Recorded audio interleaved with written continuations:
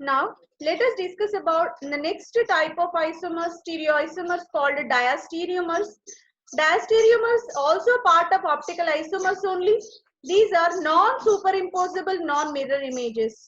Okay, isomers which are non-superimposable, both are not exactly reinforcing, and both are not exactly mirror images to each other. This type of relation is called a diastereomeric pair. So diastereomers are non-superimposable, non-mirror images.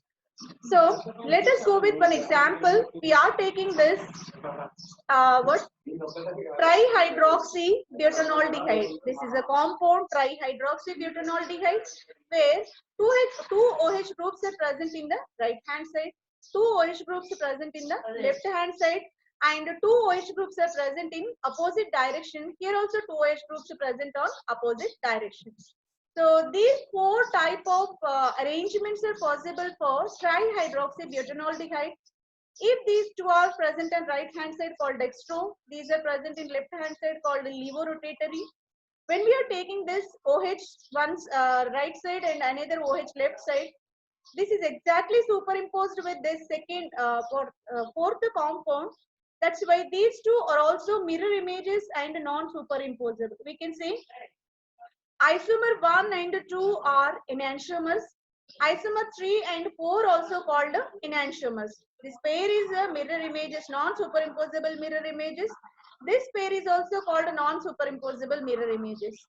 But when we compare the relation between isomer 1 with isomer 3, isomer 1 with isomer 4, isomer 2 with 3, and 2 with 4. In these cases, both are called non-superimposable non-mirror images. So these non-superimposable non-mirror images are called diastereomers. Here, in case of these compounds, we have enantiomeric relation and what diastereomeric relation is also there. Where enantiomeric relation, 1, 2 are called enantiomers only because superimposable and mirror images.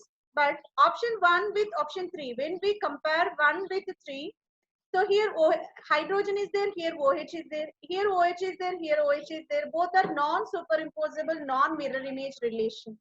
Hence, we can say these two are called diastereomers. Okay. So here we have another example for diastereomers. This is called a threonine, where CH3OH NH2COOH will be there.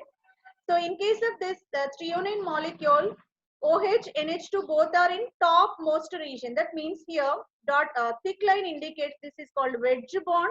Wedge bond indicates the functional groups are present towards the viewer. So towards the viewer. But in case of second compound, what we are doing, we are changing the position of this COOH. So COOH, C double bond OH is top side and NH2CH3. These two, when two molecules are reinforced with each other, both are non-superimposable, non-mirror images. That's the reason why this pair is the best example for diastereomers. Now let us go with their properties. Diastereomers have different physical properties because there is no relation between, there is no mirror image relation, there is no superimposable relation. That's why entire properties are different. Even bond length is also not exactly equal. One of the bond length may be larger, second bond length may be smaller. That's why internuclear distance is also not exactly same for these diastereomers, and exact structure of the compounds are not same. We can observe a deviation in the structure from one diastereomer to another diastereomers. They fit together different ways, experimental different intermolecular attractions. Different intermolecular attractions are there. That's the reason why their properties are entirely different. Melting boiling point values are different. It is very simple to separate diastereomers because they have uh, what different properties of with respect to physical as well as chemical properties. The separation methods for diastereomers are fractional distillation and fractional crystallization. So either by fractional distillation or fractional crystallization, we can separate these diastereomeric pair.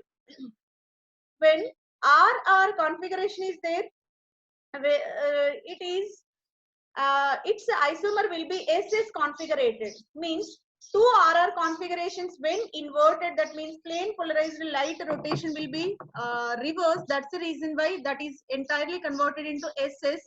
Now this type of relation is called enantiomeric relation. These two are called enantiomers, whereas initial molecule is in RS, second molecule is in SR. So what happened again, we are changing their position. R converted into S converted into R. Hence we can say this relation is also called enantiomeric pair.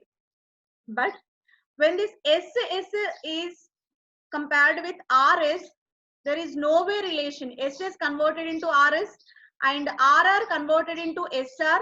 So in this case, we can say this pair is called a diastereomeric pair. So this relation between first compound to fourth compound, second compound to third compound, first compound to third compound, second compound to fourth compound. These four pairs comes under diastereomers only. Okay. It's very simple to separate the diastereomers. Diastereomers are distinguishable. They contain different physical and chemical properties, and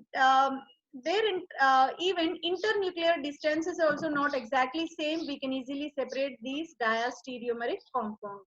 Here we have a simple comparison table between enantiomers and diastereomers.